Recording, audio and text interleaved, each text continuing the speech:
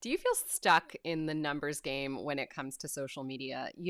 Like focusing on how many followers do I have? How many likes do I have? But you're not seeing any real engagement or growth for your music studio. This is an all too common issue. And it's very frustrating to put a lot of effort into creating social media content and then not getting anything for it. So this week, what we're going to do is we're going to learn to look beyond vanity metrics. And instead, we're going to focus on the metrics that matter and how we can create content to encourage more engagement and create genuine human connections rather than just chasing after those elusive follows. So today we're going to be covering things like a new perspective. We're going to start looking at what do all these different metrics mean and which metrics are important. We're going to look at how we can create content purposefully that encourages engagement and that sparks real conversation and really builds a deeper sense of belonging for your studio. And we're going to talk about strategic actions and how effective calls to action in your posts can transform engagement into real world results, actual business metrics that you can track. So we are going to get started in just a moment. While we do that, while we play a little music and make sure that we're going live in all the places and spaces, please be sure to say hello. Let us know where you're tuning in from, and we will be right back.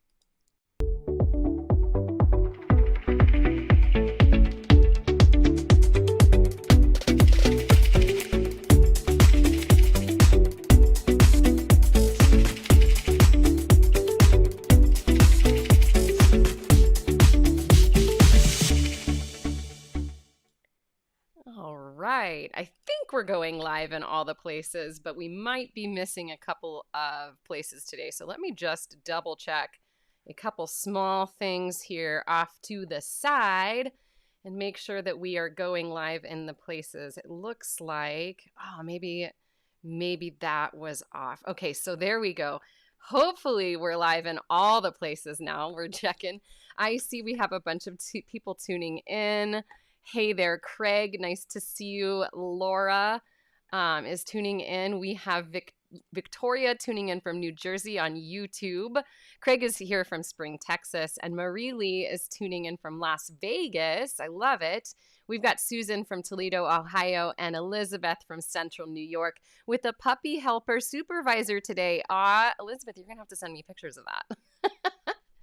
Okay, so let's get started. The topic of the day, we are looking at how we can track metrics. Okay, there we go. We're actually properly live on the regular page. So let me edit the audience just for a second. Thanks for sticking with me. Some of this behind the scenes stuff doesn't quite work out how we think it's going to.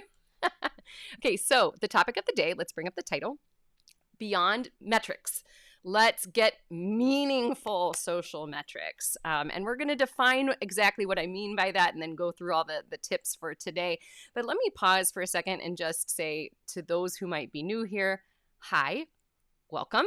My name is Sara Campbell. I'm a business strategist, marketing, and mindset coach for music studio owners and online ed experts just like you. And we go live here most Wednesdays where we talk about all of those topics. And we have a lot of fun having conversation with each other. I see Pete is here. Hey, Pete. Lovely to see you. Okay, so we do have our Savvy Sara bot set up and ready to go. She will deliver you the show notes from today's broadcast, a brief recap of all of the points that we've covered. She'll also give you the opportunity to sign up for our newsletter if you have not joined us there already. So if you are on Instagram or on Facebook, if you drop the word metrics down below, we'll make sure that those things get to you. And if you are watching on YouTube, you can look in the link, the link inside of the description of this video. You can also look in the live chat, and I have pinned the link there as well. All right, so let's unpack the issue today, shall we? All right, I see that Pete has dropped the first metrics. I love it. And Marie Lee's got it too. Sweet. Okay. So let's talk about this issue. This is something that we actually have covered in previous broadcasts, but it was like 2 years ago. So I thought it's time to revisit this topic. So what is the issue here? The issue is when it comes to running social media for a small business, it doesn't matter if you're a music studio or, a hair salon or whatever. It's frustrating having to chase after metrics. So metrics are things like how many likes, how many follows, how many shares, how many comments, etc. And there are so many different types of metrics out there. And I know that there happen to be a lot of social media coaches that will teach ways to get a lot of vanity metrics. So how to get more followers or how to get more likes. But the problem with that type of teaching that's really only focused on those vanity metrics is that it doesn't translate to actual business metrics. It doesn't translate into things we can track in our business to show us how we are growing and how successful our content is at helping us grow. And I will say this, I feel like I should always say this when I talk about social media. Social media is not the only and certainly not the most effective way to grow your business. There are many other types of marketing that are way more effective, but social media does, in this world, play a very important role. So what we're going to look at is what metrics should we be following? And how can we then create content more mindfully that will contribute to better metrics rather than those vanity metrics? Okay. Hey, Kevin. Kevin Staley's following along on Facebook. It's nice to see your face today. Okay, so let's get to our first point here. First point is, let's talk about what all these metrics mean, because I have 3 types of metrics that I'd like to discuss. Boop, we'll just make that a little bigger. So in the way that I teach about 3 different metrics. We have vanity metrics, we have engagement metrics, and we have inquiry metrics. So what are those things? So for our purpose here today, we are going to call vanity metrics. One of the biggest vanity metrics would be follows, or like the people who have liked your page, right? What does it mean to have a bunch of followers?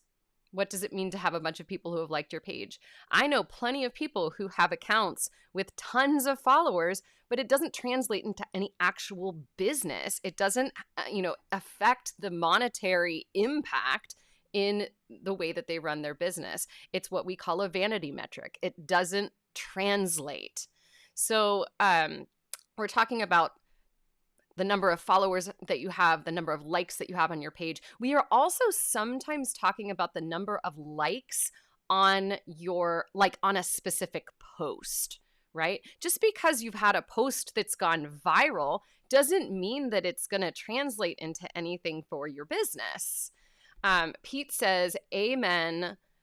5,000 follows doesn't mean 5,000 students, not 500, not 50. Exactly. So those metrics don't translate really well. So those are vanity metrics.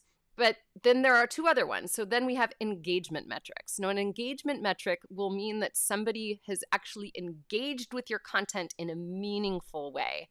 Yes, technically liking a post means that somebody has engaged with it. But I would say that when it comes to engagement metrics, like a like or a love on a post or a laugh or whatever, that's like the lowest type of engagement metric. The better types of engagement metrics would be things like comments. Is your content sparking conversation? That's a good engagement metric. That tells you that someone has taken the time to actually think about things and they've responded to what you've said. And another type of metric that is, I think, even more important than a comment is a share. So when somebody takes the time to share your content, to their own page or to share it into their story, that tells you not only did they enjoy the content, but they enjoyed it enough that they want other people to see it. And so these are the types of metrics we want to be tracking. And there's so many different ways to track them depending on the type of social media that you're looking at. And if you're not actively, and I'm not talking about you need to track your metrics on a daily basis because that would drive everybody insane. Maybe like once or twice a month, sitting down with your metrics and looking at, hey, where did we get the most shares? Where did we get the most comments? That's going to give you a lot of great data. And we're going to talk about that.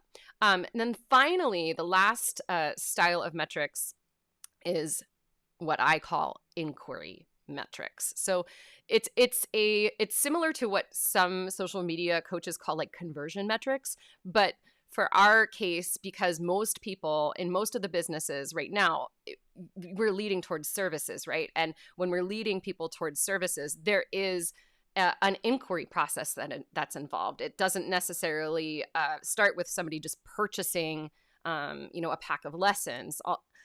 There's like an initial reach out, there's a discovery call, etc. So I like to call them inquiry metrics, and the way that we measure those is how many conversations are you having first and foremost. And when I'm saying conversations, I'm typically talking about things that happen in like a private message. So how many conversations are you having?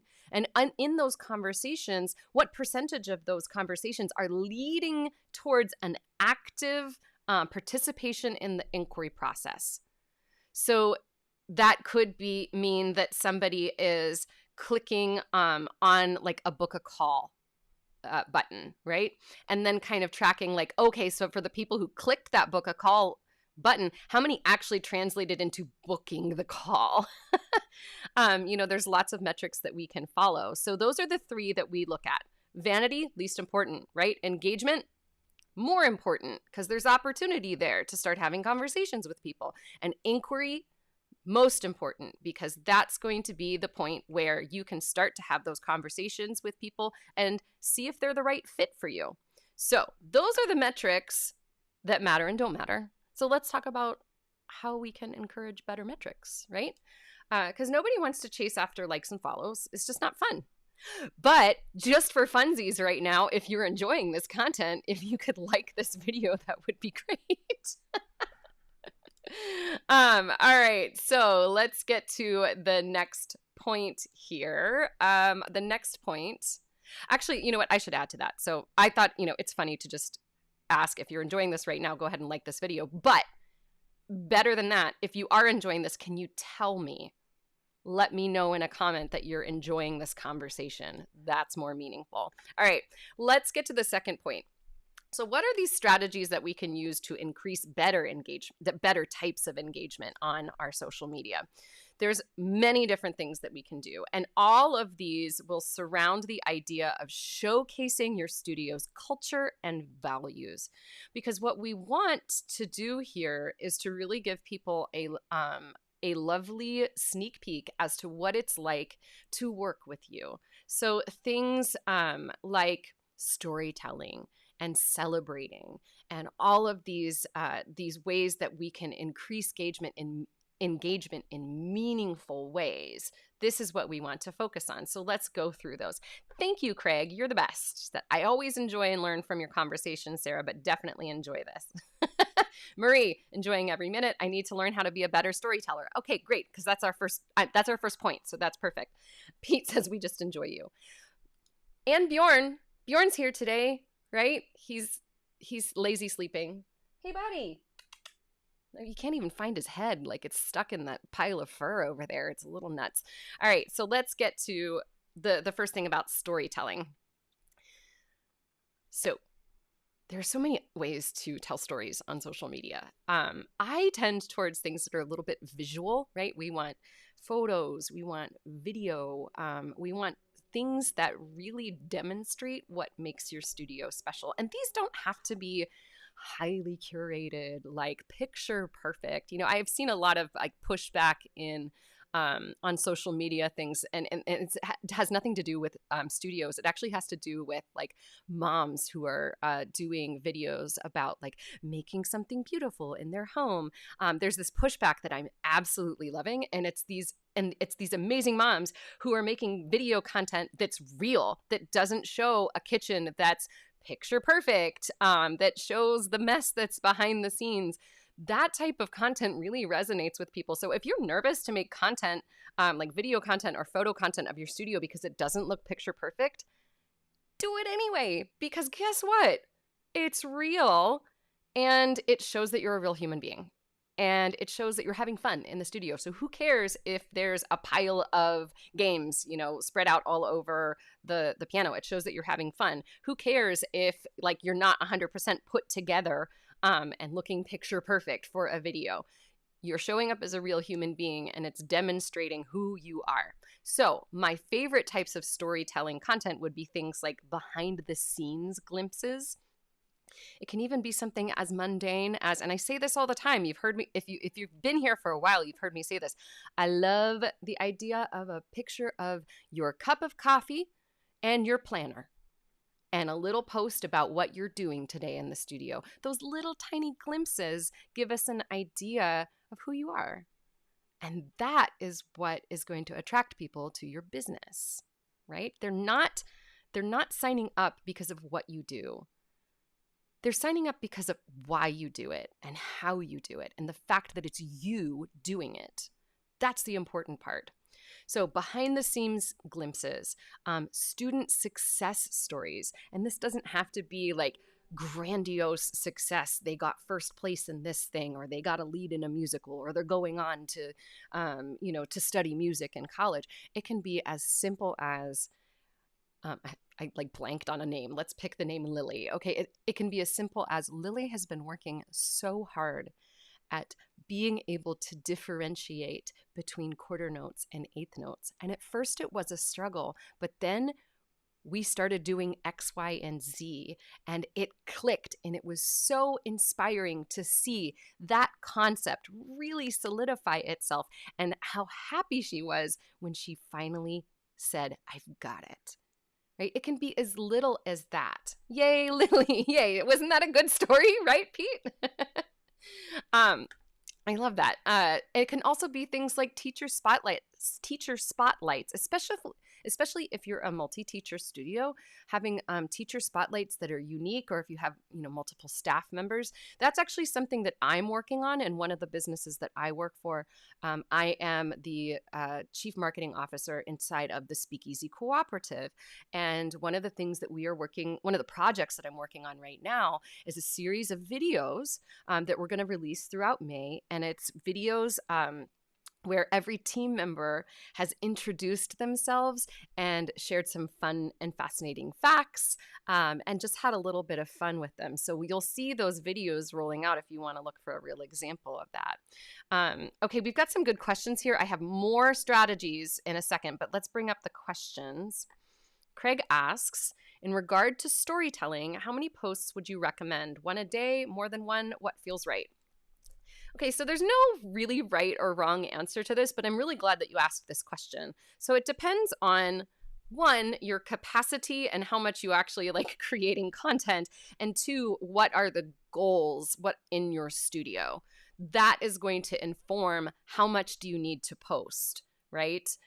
So if you are a full studio, you're not actively taking inquiries, but you're just wanting to keep keep active on the socials so that current parents and students can see that you're active, and you just want to lean into celebrating your current students, then like maybe 2 posts a week, you could do that. That's fine. 1, 2, 3 posts a week. If you are actively looking for new clients, then you may want to do more posts. I personally stick to the 1 post a day, but I know that depending on the platform that you are using, some platforms are very hungry.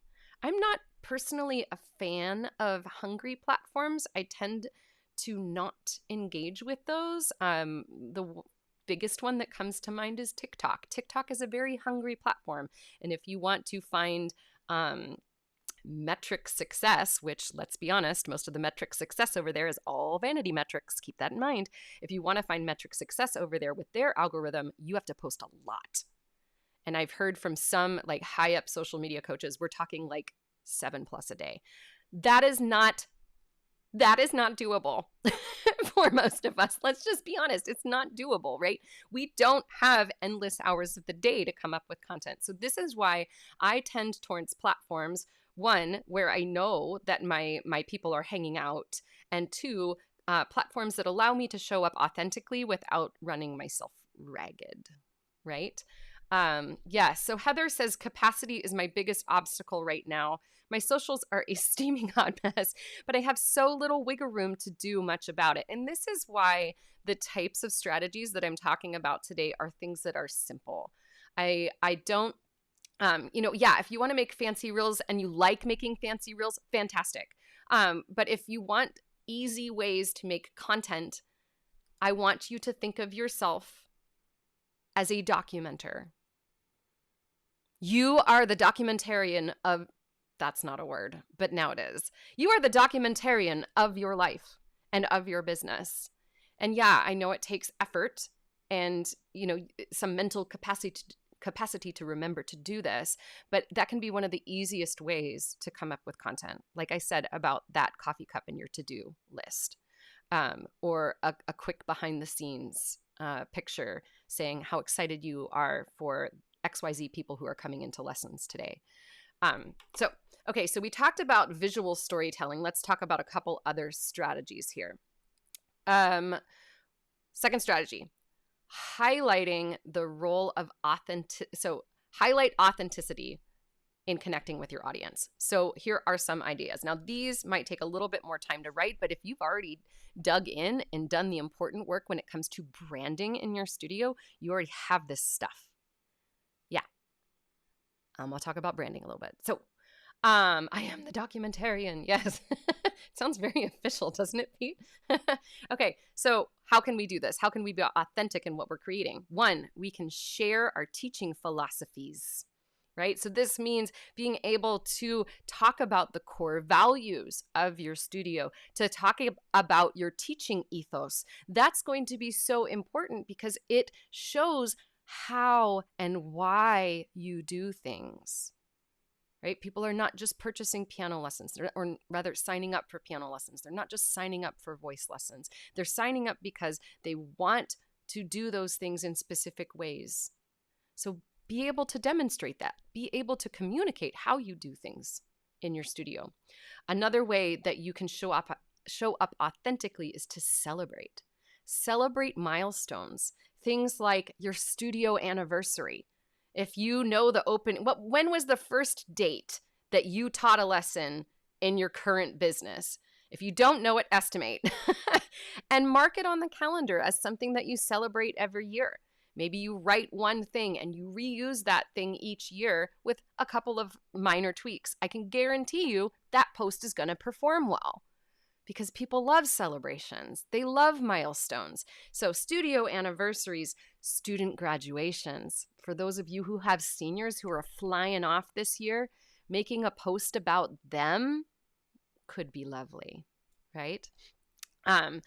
So we went with teaching philosophy and celebrating milestones. A third item with this is to discuss challenges openly. If you want to show up authentically and really show people who you are as a teacher and a human, discuss the challenges that you face as a singer, as a pianist, as a guitarist, the challenges that your students have faced and how they've overcome them. Everybody loves a good hero story, and you are the hero of your own story. And the students are the heroes of theirs. So be able to communicate that. Other content ideas that I bring this back up. So other content ideas to increase engagement, right, would be things like content ideas that really demonstrate the values. If you have values like inclusivity, excellence in education, fostering a love of music, be able to communicate that. And then finally, so those two are the most important, right? The types of content. Finally, there's one more point here when it comes to getting strategic about engageable content. Use types of content that actually ask for engagement. So it could be things like a live Q&A session or an interactive poll, or challenges that encourage students to share their progress. There's so many ways to actually encourage engagement. And notice that I didn't say like, ask a question like, which one do you like best? You know, those are shallow engagement questions. Don't go for the shallow stuff, right? At least don't do it always. Every once in a while, maybe if you're like, I just can't come up with a really great idea, I'm going to ask a simple question. That's fine. But if that's all that you're posting about and it really doesn't tie in with the values of your studio, your teaching ethos, etc., it's not really going to translate into good inquiry metrics. Okay. So if you are following me so far, and if this is good, let me know. We're going to go over the final point here. And if you have any questions about what we've gone through, please be sure to ask them. We'll be live for about 10 more minutes. So now's the time to ask your questions. Our third point. Okay, so we've talked about the metrics and what they are. We've talked about strategies to create more engageable content. Let's talk about making strong calls to action. Boop. Boop. There we go. So engagement is all well and good, right? We talked about the 3 types. We talked about vanity metrics, we talked about engagement metrics, and we talked about inquiry metrics. So how do we move people from simply engaging to inquiring? Well, that is where we want to start closing the gap with strong calls to action. So because engaging with content is not the only part of the equation, we want to move people to actually take the actions. So here are a couple best practices to think about, right? We want to make sure that our calls to action, or often called like CTAs in the biz, we want them to be clear, we want them to be compelling, and they want to be aligned with your studio's or your business's current goals. So if you are full and you are not accepting inquiries right now, your goal might be to get people on the waiting list. Then your call to action needs to go to that.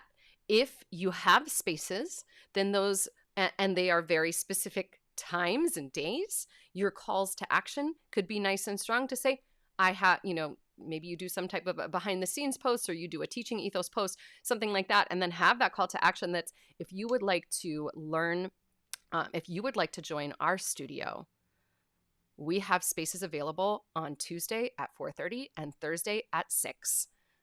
Send us a message and we will talk about how we can get you set up with a discovery call.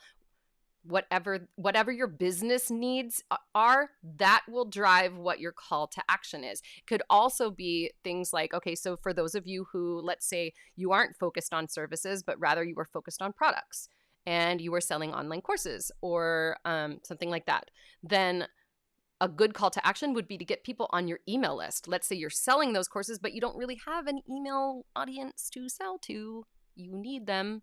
I sounded like Kermit the Frog for a second there. That was weird. Then the call to action needs to be to get people onto your email list. So know your goals before you figure out your calls to action. And then the final note about calls to action is that please make them easy. Make it so easy for people to follow through and connect with you, not just making it easy for them to send you a DM, but make it easy for them to take that first step in the inquiry process.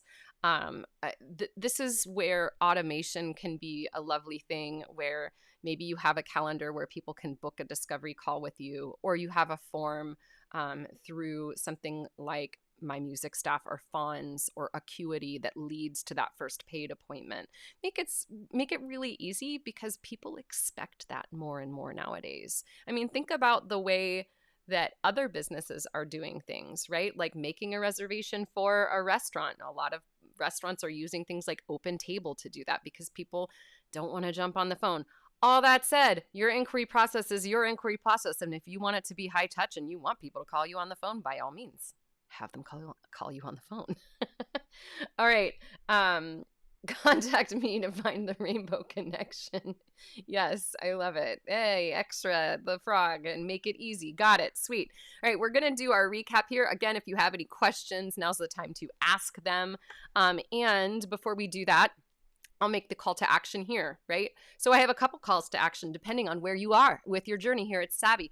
First, if you want to get a hold of the show notes, or if you have not already joined our newsletter, which we send out emails every Monday and Wednesday. And our Monday newsletters have a lot of good stuff in it. I send you all kinds of links about things that I find interesting, resources or blogs that might be of interest to you. Or maybe just some funny Instagram reels. And then we let you know what's going on here at Savvy, if we have any workshops, etc. And every Wednesday we send out an email about this broadcast. You can get a hold of that there. And if you are on YouTube, just look in the description and you'll be able to click on that. That said, if you've been with Savvy for a while and you are like, hey, Sarah, I am ready to like next level this, I have 2 spots for one-on-one coaching starting in May, which is today, right? And this is a perfect opportunity if you are thinking about revamping your policies or revamping your business structure for the fall. Now is the time to get on it. So if you would like to discuss one-on-one coaching with me, please reach out. Let's have a conversation to see what kind of a package you're looking for, what will fit your needs. We have things like just a simple one-off, or we have continuous support. Those spots will fill up, so don't wait. All right, so let's do our little recap here. Drum roll, please, y'all. This is the fun part. I have to find the right tab. Okay. So here we go, really quick. Let's cover this in 3 to 5 minutes. So if you missed stuff at the beginning of this broadcast, here's your chance to hear it all again. Are you feeling stuck in the social media metrics game? You know, following on those vanity. Let's try that again. I don't like that. See, this is where we make a cut. Are you feeling stuck on following metrics on social media? Maybe you are so focused on those vanity metrics such as follows and likes, and they're just not resulting in any real engagement or real growth in your business. Then listen up. I have some tips for you about how we can know which metrics to follow and how we can encourage better metrics in our business by creating engageable content. So the first tip here is understand the difference between vanity metrics, engagement metrics, and inquiry metrics. Vanity metrics are things like the number of followers that you have, the number of likes on your page. They don't really result in anything. Whereas engagement metrics are things such as comments or shares, or maybe the number of likes that you have on a post. That's a little bit easier to gauge whether or not your content is resonating with people. But the most important type of metrics are inquiry metrics. What are the conversations that are having in DMs? What are those things that are happening that are leading people towards that inquiry process? That is the type of metric we really want to be focused on. So how do we encourage better metrics? How do we encourage those engagement metrics and those inquiry metrics? Well, it all has to do with the type of content that you're putting out. And one of the best ways that we can encourage better engagement and really connect with the people who are following us is to become better storytellers. So giving people behind the scenes glimpses of what it's like to be in your studio, giving people success stories of people who have worked with you for a long time, being able to share your teaching ethos, your core values in your studio, celebrating milestones, discussing challenges openly. These are the types of things that are going to increase engagement because it encourages people to see what it's really like to work with you and what it's really like to connect with you. And finally, when it comes to making engageable content, be sure to have a strong call to action. Now, that call to action is going to totally depend on what your studio's, your business's current goals are. So first, define those goals. Are you building a wait list? Are you building an email list? Are you actively taking on students? Know what that is. And then make those calls to action strong. Invite people to sign up for a discovery call or an initial fit lesson. Invite them to join an open house or to subscribe to your newsletter. And make sure that it's really easy for people to actually follow through and do those things. Don't hide the buttons anywhere. Make sure that you look at your process and from an outside perspective and see, is it easy to sign up with me, or do I kind of have to hunt around? All right, that is it for today. Thank you so much. If you would like to learn more about this or watch the full broadcast, you can drop the word metrics down below. And if you want to learn more about Savvy Music Studio, head on over to our website where you can find out about all of the things that we provide here, including our social media course, branding bootcamp, and one-on-one coaching. And remember, social media is not just a marketing tool. It's a platform to share your studio's story and to connect with your community, and ultimately to attract those students who resonate with your values and your teaching style. So get out there, be authentic, and have a lot of fun doing it. Thanks so much for being here, everyone. We'll see you next time. And in the meantime, stay savvy and stay you, because you are an amazing teacher and there's no one in the world quite like you. And I think that you are pretty dang awesome. We'll see you next time. Bye.